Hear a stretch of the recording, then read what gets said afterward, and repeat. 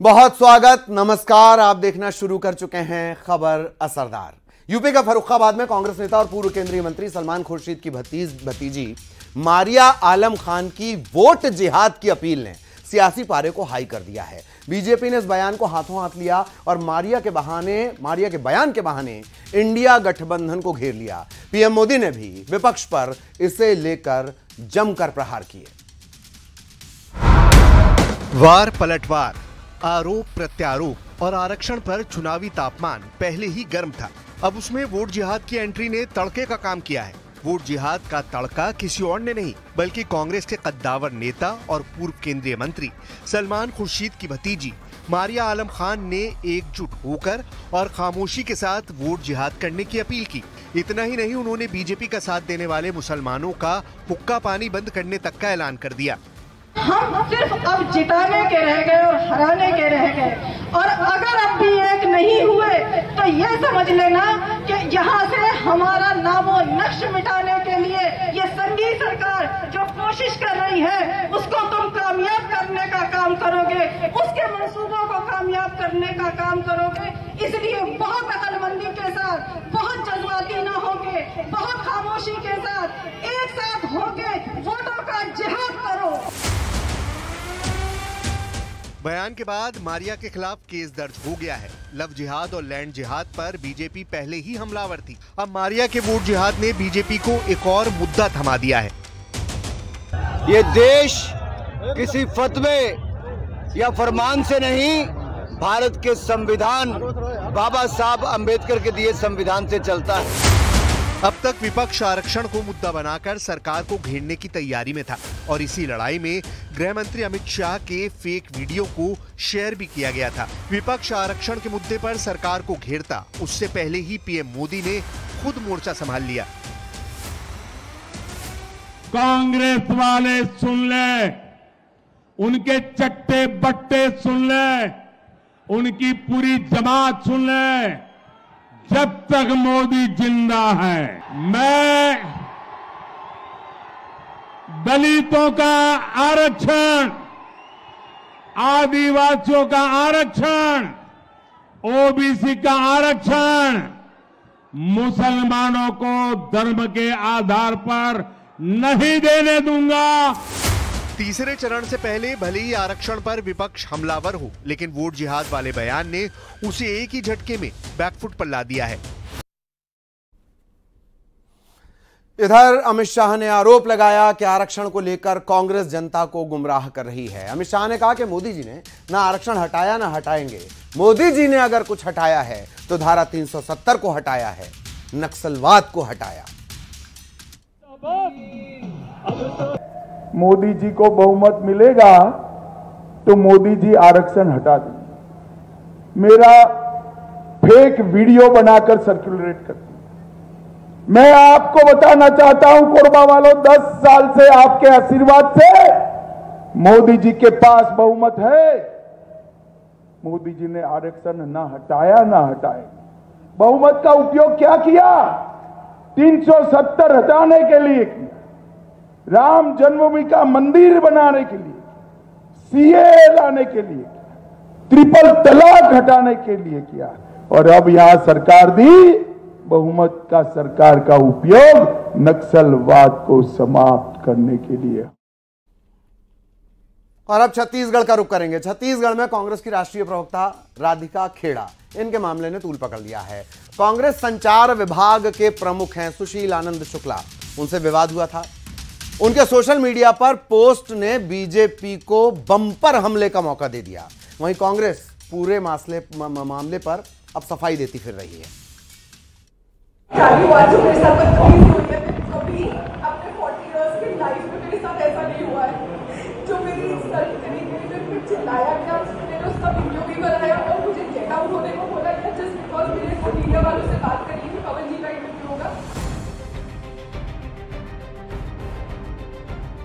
रायपुर में राजीव भवन में कांग्रेस नेता और कांग्रेस की राष्ट्रीय प्रवक्ता राधिका खेड़ा के बीच विवाद गरमाने लगा है। कांग्रेस संचार विभाग प्रमुख सुशील आनंद शुक्ला के साथ राधिका खेड़ा का विवाद हुआ था। इसके बाद राधिका ने ट्वीट किया था। पूरे विवाद के बीच अब एक वीडियो भी सामने आया है। इस वीडियो में राधिका रोते हुए दिख रही हैं। साथ ही फोन पर किसी से बात भी करते हुए वो दिख रही हैं। सुनिए वो क्या कह रही हैं।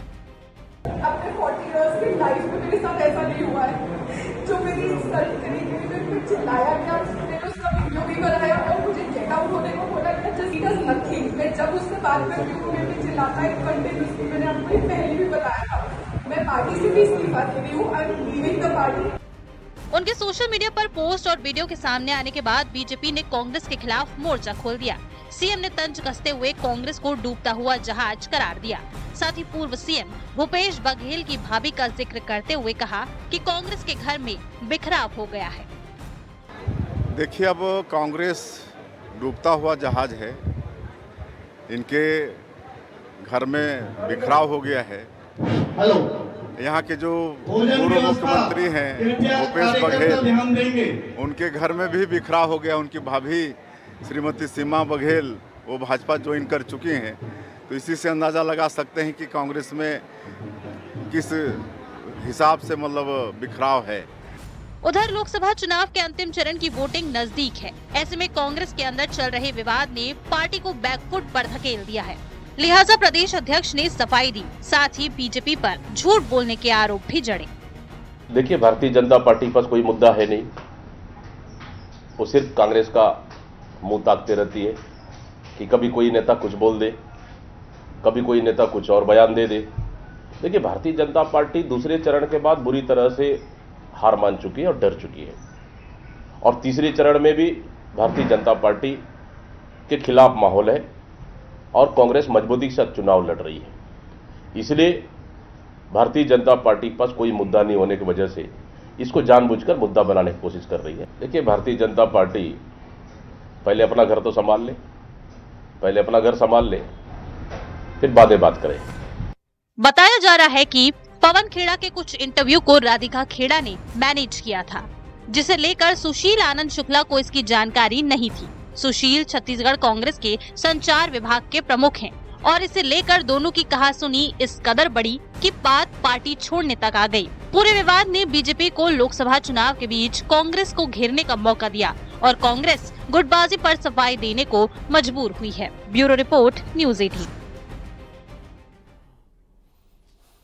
अनुपमा फेम एक्ट्रेस रूपाली गांगुली ने बीजेपी की सदस्यता ले ली है। रूपाली गांगुली ने कहा कि वो पीएम नरेंद्र मोदी से बहुत प्रभावित हैं और देश की सेवा करना चाहती हैं।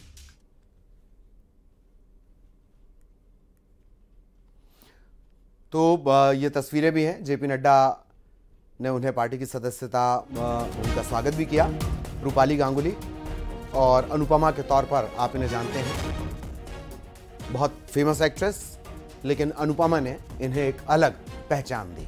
अब बीजेपी की अनुपमा बीजेपी में शामिल हुई हैं, उनसे हम बात करते हैं। जी रूपाली, आप बीजेपी में शामिल हुई हैं, क्या कुछ ऐसा प्रेरणा रहा जिसके कारण आप बीजेपी में शामिल हुई हैं? प्रेरणा तो वो एक व्यक्तित्व है जो सबकी प्रेरणा बने हैं, चाहे वो भारत में हो चाहे वो भारत के बाहर भी हो। नरेंद्र मोदी जी, जो वो एक नाम, वो शख्सियत, वो व्यक्तित्व, वो नाम में ही इतना तेज है कि लोग अपने आप खींचे चले आते हैं। और मैं भी हमारे माननीय प्रधानमंत्री की सेना में शामिल होना चाहती थी, इसलिए मैंने सोचा कि इससे बेहतर मौका और इससे बेहतर चीज क्या हो सकती है कि अगर भाजपा में आप जो उनका होम ग्राउंड है तो वहां पर अगर आप उसका एक छोटा भी हिस्सा बन जाओ तो बहुत बड़ी बात होगी। इसके साथ ही साथ अगर हम जानना चाहेंगे, आप नरेंद्र मोदी की बात कर रहे थे, वो मुख्यमंत्री रहे गुजरात में, उसके बाद 10 साल से प्रधानमंत्री हैं, उनके किस काम को आप सबसे महत्वपूर्ण मानती हैं? जो विकास हम देख रहे हैं पिछले 10 सालों में, जो भारत ने शायद कई सालों में नहीं देखा था, तो जिस तरह से India is growing by leaps and bounds, पूरे दुनिया में जहां भी आप जाएं, पहले आप कहते थे आप इंडिया से आए हैं तो अच्छा ये फ्रॉम इंडिया, अब कहा जाता है कि ओ आप मोदी जी के देश से आए हैं। तो दैट इन इटसेल्फ मेरी आइडेंटिटी हो गई है, या कई हिंदुस्तानियों की, जहां बाहर भी रहते हैं तो भी हम मोदी जी के देश से हैं। कैप्टन चंदन के साथ विनीत कुमार, न्यूज़ 18 दिल्ली। भोपाल के एक बोर्डिंग स्कूल के हॉस्टल में 8 साल की मासूम बच्ची से रेप के मामले ने तूल पकड़ लिया है। सीएम ने जांच के आदेश दिए और वहीं अब इस पर सियासत तेज है। कांग्रेस लॉ एंड ऑर्डर को लेकर सवाल खड़े कर रही है तो बीजेपी सख्त कार्रवाई की बात कह रही है।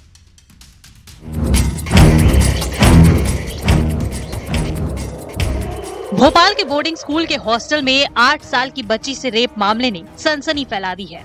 पीड़ित बच्ची की मां ने थाने में एफआईआर कराया, साथ ही स्कूल प्रबंधन पर मामला खत्म कराने का दबाव बनाने का आरोप लगाया। उधर बच्ची के साथ दरिंदगी मामले में स्कूल के डायरेक्टर का बयान भी आया है। डायरेक्टर ने इन आरोपों को सिरे से खारिज कर दिया। ऐसा कुछ भी हुआ हो तो मैं साथ खड़ी हूँ उसके। यदि ऐसी कोई चीज है, उनके पास प्रूफ है। अकेले बोलना प्रूफ नहीं होता है कि आपने किसी के भी ऊपर ऐसा नाम लगा दिया। हम लोग भी उस चीज को समझते हैं। उधर मामले की जांच कर रही पुलिस ने साफ किया कि मेडिकल में रेप की पुष्टि हुई है। इसके बाद ही केस दर्ज किया गया है। हो गई हैं और आज इसमें एसआईटी का गठन कर दिया गया है, जिसमें एक राजपत्रित अधिकारी की अध्यक्षता में 3 सदस्यीय समिति इसमें गठित की गई है। मेडिकल रिपोर्ट मैडम क्या कुछ निकल कर आया? मेडिकल क्या हो गया है बच्ची का? हाँ, मेडिकल हो गया है। सेक्सुअल असॉल्ट का ही आपस में अपराध पंजीबद्ध किया गया है। इस मामले के सामने आने पर सीएम डॉक्टर मोहन यादव ने तुरंत एसआईटी के गठन और जांच के आदेश दिए, लेकिन पूरे मामले पर अब सियासत भी गर्मा गई है। कांग्रेस ने लॉ एंड ऑर्डर को लेकर सवाल खड़े किए तो बीजेपी का कहना है कि मामला सामने आने पर तुरंत एफआईआर दर्ज हुई है। नेशनल क्राइम ब्यूरो की रिपोर्ट है, उसके मुताबिक मध्य प्रदेश छेड़छाड़, बलात्कार और महिलाओं के साथ निरंतर हो रहे अपमानजनक घटनाओं में मध्य प्रदेश नंबर 1 पर है। सबसे बड़ी चिंता की ये बात है कि इस सरकार के रहते जिस तरह से मध्य प्रदेश में महिलाएं, हमारी बच्चियां असुरक्षित हैं, ये बहुत चिंता की बात है। देखिए, महिला अपराध पर राजनीति करने वाले कांग्रेसी दोगले हैं और दोहरा चरित्र रखते हैं। ये वही कांग्रेसी हैं जो अपने मंच पर महिला विरोधी और महिला अत्याचार करने वाले नेताओं को पनाह देते हैं, उनको जगह देते हैं। कोई टंच माल कहता है, कोई आइटम कहता है और किसी के बंगले में महिला प्रताड़ित होकर आत्महत्या करती है और लड़कियों लड़ सकती हूं का नारा देने वाली प्रियंका गांधी चुप होकर वहां से चली जाती है। ऐसे कांग्रेसी ज्ञान न दें। भारतीय जनता पार्टी की जीरो टॉलरेंस पॉलिसी है महिला अत्याचार के प्रति। हमारी सरकारों ने फांसी पर चढ़ाने की भी सजा है, जो कानून है वो सबसे पहले हमारी सरकार में बनाया। उक्त मामले में एसआईटी गठित की जा चुकी है, त्वरित संज्ञान लिया जा चुका है। संवेदनशील मुख्यमंत्री डॉक्टर मोहन यादव के नेतृत्व में दूध का दूध, पानी का पानी होगा। कोई नहीं बचेगा, पर कांग्रेस कम से कम ये घृणित राजनीति बंद करे। मासूम से दरिंदगी मामले में एमपी में फांसी की सजा तक का प्रावधान है, बावजूद इसके वारदात हो रही हैं। ये चिंता वाली बात है। उम्मीद है कि मामले में जल्द दूध का दूध और पानी का पानी हो जाएगा, लेकिन प्रदेश में लोकसभा चुनाव का माहौल है। ऐसे में इस मुद्दे पर आने वाले दिनों में सियासत भी होगी। Bureau report, news 18। बहुत मार्के की बात बीजेपी के नेता ने कही कि उन्होंने कठोर कानून लेकर आए थे। उस कठोर कानून का इंप्लीमेंटेशन जमीन पर क्या है, इसका कोई रिकॉर्ड नहीं। बहरहाल, स्कूल से जुड़ी एक और खबर की बात करेंगे जिसने दिल्ली एनसीआर में हड़कंप मचा दिया। दिल्ली और नोएडा के कई स्कूलों को बम से उड़ाने की धमकी मिली। इसके बाद आनन फानन में सभी स्कूलों को खाली करवाया गया और अब पुलिस इस पूरे मामले की तफ्तीश कर रही है।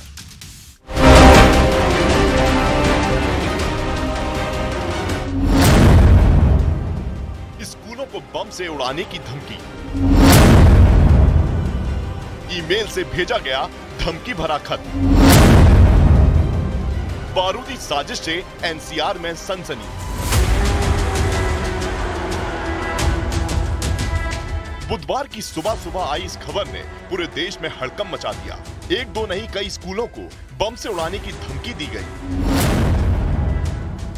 संस्कृति school Chanakyapuri, DPS Dwarka, Shri Ram world school Dwarka, Sachdeva global school Dwarka, GD Goenka Sarita Vihar, saint Thomas Chhawla, DPS Vasant Kunj, DAV Dakshin Paschim Delhi, DAV Shreshth Vihar, DAV Vikaspuri, mother Mary Mayur Vihar phase 1, Amity school Saket, Amity school Pushp Vihar, spring dales Pusa road, DPS Noida, और डीपीएस ग्रेटर नोएडा जैसे नामचीन स्कूलों को बम से उड़ाने की साजिश के ईमेल ने हर किसी की नींद उड़ा दिया।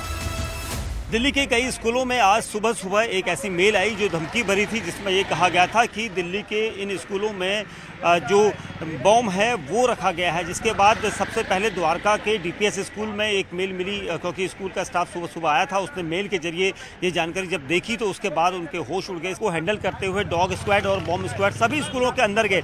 ये एक ऐसी सिचुएशन थी काफ़ी पैनिक करने वाली थी, क्योंकि स्कूलों में बच्चों की सुबह आवाजाही होती है, स्कूल खुले हुए हैं, सुबह बच्चे स्कूल पहुँचते। उसी समय ये इस तरह की जो मेल्स थी वो एक एक करके सभी स्कूलों को मिलने लगी। जानकारी के मुताबिक ये ईमेल दिल्ली इंग्लिश एकेडमी के नाम से भेजा गया है, जिसके बाद एक एक करके सारे स्कूलों को खाली कराया गया। देखिए, एक मेल के माध्यम से सूचना प्राप्त हुई थी कि डीपीएस में कोई धमकी भरा कार्य हो रहा है। उसके विषय में तत्काल सभी ऑफिसर्स मौके पर पहुंचे, जिसमें हमारी AS check team, BDDS team के साथ साथ फायर ब्रिगेड और सीनियर ऑफिसर्स मौके पे हैं। सभी जो बच्चे हैं उनको सकुशल घर भेज दिया गया है। सुबह 4:15 बजे के आसपास कई जगह सेम मेल कंटेंट सबको मेल किया गया, और इसके बाद हमने immediately we swung into action, और हमने सारे प्रिकॉशनरी मेजर्स लेते हुए, बच्चों की सिक्योरिटी देखते हुए सब जगह चेकिंग कराई, और स्कूल एडमिनिस्ट्रेशन के साथ डिसीजन लेते हुए कई जगह को स्कूल्स को बच्चों को जो अपने वो घर भी चले गए हैं, और सभी स्कूल्स में चेकिंग अभी जारी है। और ये जो मेल है, इस पे इन्वेस्टिगेशन हमारी दिल्ली पुलिस की जितनी भी टेक्निकल इन्वेस्टिगेशन विंग्स हैं सारी कर रही है। धमकी भरे इस ईमेल के बाद एक तरफ स्कूलों को आनन फानन में खाली कराया गया, तो दूसरी तरफ उन बच्चों के परिजनों की फिक्र बढ़ गई जिन्हें सुबह परिवार वालों ने स्कूल भेजा था।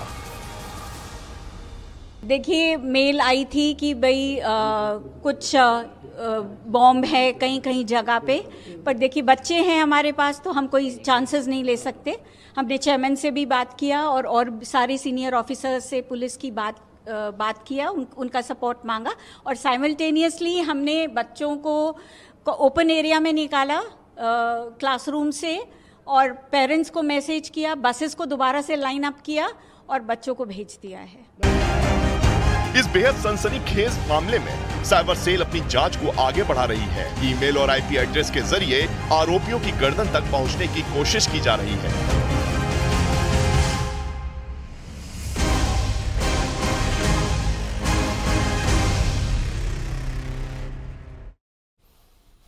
सीमा हैदर सनातन अपनाने के बाद से ही कई ट्रोलर्स के निशाने पर हैं। कई लोग उनके मंगलसूत्र को लेकर, सिंदूर को लेकर तमाम तरह के सवाल उठाते हैं। अब सीमा हैदर ने उनको कड़ा जवाब दिया है।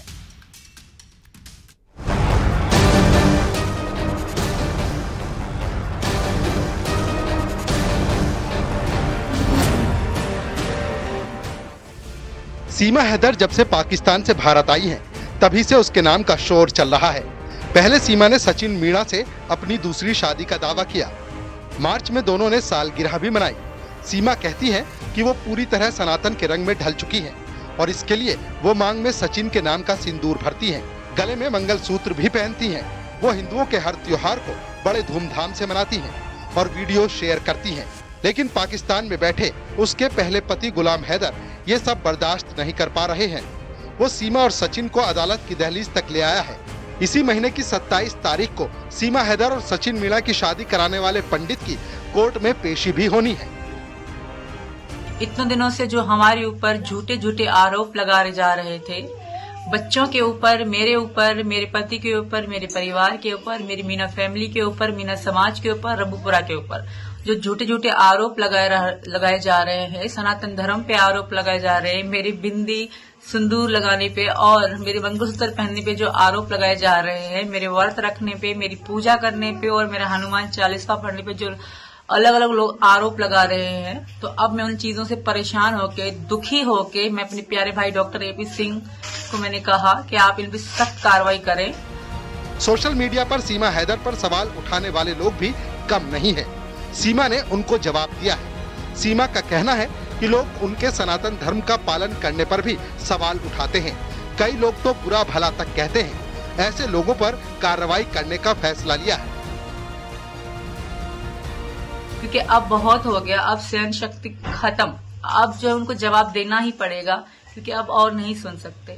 वो अब उल्टा सीधा बोलते हैं, बुरे बुरे अल्फाजों का इस्तेमाल करते हैं मेरे लिए, मेरे भाई डॉक्टर ए.पी. सिंह के लिए, मेरे परिवार के लिए, जो बहुत दुख की बात है, बहुत अफसोस की बात है कि मैं सनातन धर्म में आई हूँ। इसकी वजह से कुछ लोग मुझे उल्टा सीधा सुनाते रहते हैं, तो अब हम भी उन पर सरेआम एक्शन लेंगे। गुलाम हैदर ने सीमा और सचिन पर धोखाधड़ी का केस किया है। अगले महीने अदालत ने पाकिस्तान से गुलाम हैदर को भी बुलाया है। गौतम बुद्ध नगर की सूरजपुर कोर्ट ने गुलाम हैदर को सबूतों के साथ पेश होने का आदेश दिया है। गुलाम के वकील के मुताबिक जल्द ही गुलाम हैदर इस्लामाबाद में भारतीय हाई कमीशन में वीजा के लिए आवेदन करेगा।